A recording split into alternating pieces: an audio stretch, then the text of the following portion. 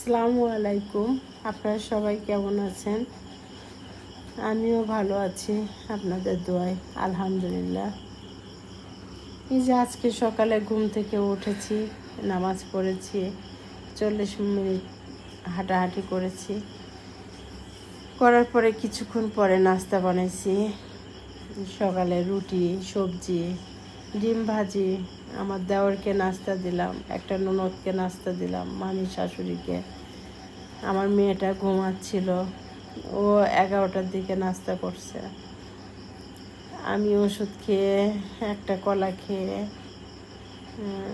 তারপরে আমি আর কিছু খাই নাই। পরে আবার আস্তে আস্তে গোছগাছ করে ভাবলাম রান্না করতে যাই, যেহেতু শাপলা ছিল না, আমার নিজেকে রান্না করতে হবে। ফ্রিজ থেকে মাছ বের করলাম, ভাবলাম কেউ তো নাই, ছেলে নাই, মেয়ে খাবে না, তাহলে কি করব ভাবলাম মাছ আছে, মাছ রান্না করি, ডাঁটা চচ্চড়ি করব, ডাল আছে, ডালটা গরম করব, এতেই হয়ে যাবে। শুধু আমার দেওর খাবে আর মামি শাশুড়ি খাবে দুপুরে। এই তো বৃষ্টির সময়, আপনারা সবাই জানেন অনেক বৃষ্টি হচ্ছে সারাদিন বের হওয়া যায় না। আমাদের সামনে কিছু ভিউ আপনাদেরকে দেখাতে চাই। ইচ্ছা হয় যে সবুজ মাঠ দেখাবো, ধানের মাঠ দেখাবো, আমাদের সামনে একটা স্কুল আছে ওইটা দেখাবো, কিন্তু বাইরে তো যেতে পারি না, বৃষ্টি, অনেক বৃষ্টি। আজকে শুধু রান্না বাড়া দিয়ে শেষ করতে হবে ভিডিওটা। আজকে ভাবছিলাম একটু দেখাবো বাইরে যেয়ে, কিন্তু আজকেও হলো না।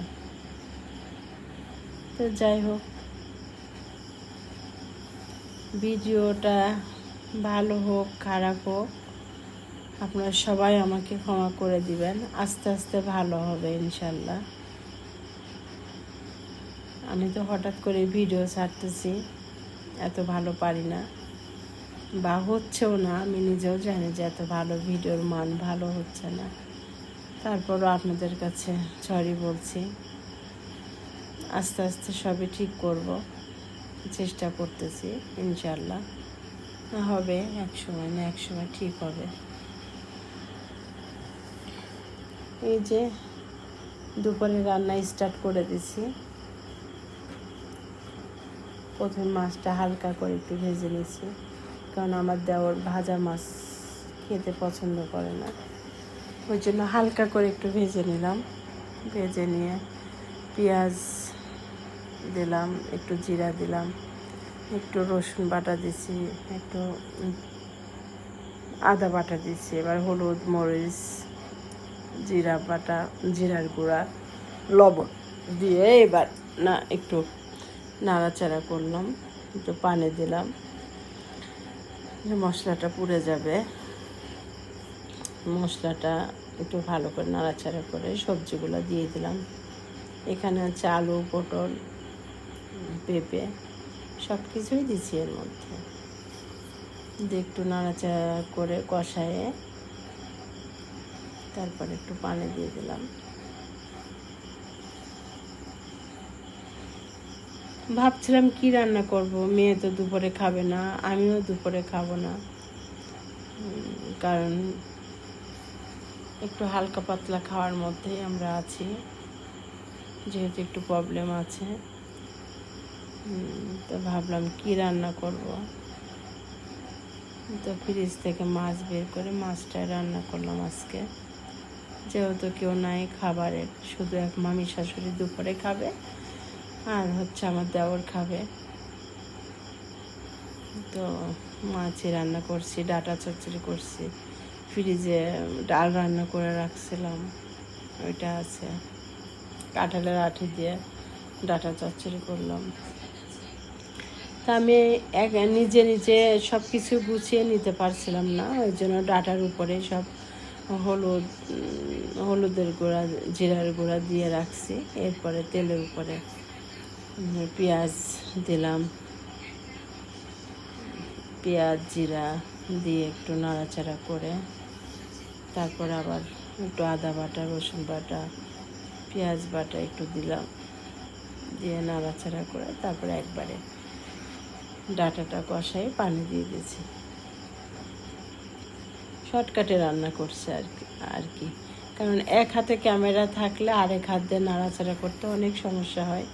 আপনারা যারা ভিডিও করেন, আপনারা যারা ভিডিও ছাড়েন সবাই জানেন, নিজেরা যারা করেন অবশ্যই বুঝতে পারছেন যে এক হাত দিয়ে ক্যামেরা ধরা, এক হাত দিয়ে রান্না করা কতটা কষ্ট হয়। আমার মেয়ে ঘুমাচ্ছিল, ওকে ডাকি নাই আমি অবশ্য, ডাকলেও ক্যামেরা ধরতে চায় না, মানে আনইজি ফিল করে, মানে পছন্দ করে না এই আর কি। কেউ ছিল না, শাপলা তো নাই, শাপলা তো বাড়ি গেছিল। আমি নিজেই আজকে সব কিছু করলাম, মামি শাশুড়ি ছিল হেল্প করলো। এই যে গাছে অনেক পেয়ারা পাকছিল, এসে দেখি আমাদের মেয়েগুলা পেয়ারা পাড়ছে, খুব চেষ্টা করতেছে পেয়ারা পাড়ার জন্য। লাঠি পায় নাই ওরা, যেমন তেমন একটা লাঠি দিয়ে পেয়ারা পাড়ছে। ওদেরকে পেয়ারা পাড়া দেখে আমি আবার এর মধ্যে গোসল টোসল সেরে নামাজ কালাম সেরে আসলাম। এসে দেখি পেয়ারা খাচ্ছে ওরা, পেয়ারা খাচ্ছে। আবার খেয়ে আবার কিছুক্ষণ পরে সব আমার দেওরকে খেতে দিলাম, বললাম তুমি খেয়ে নাও। মানে আমার দেওর সবুজ ওর নাম। এর মধ্যে আমার মেয়ে ভাত খাবে না, বললো কিছু টক কিছু খেতে ইচ্ছা হচ্ছে। পরে ওরা আম পেড়ে নিয়ে আসলো,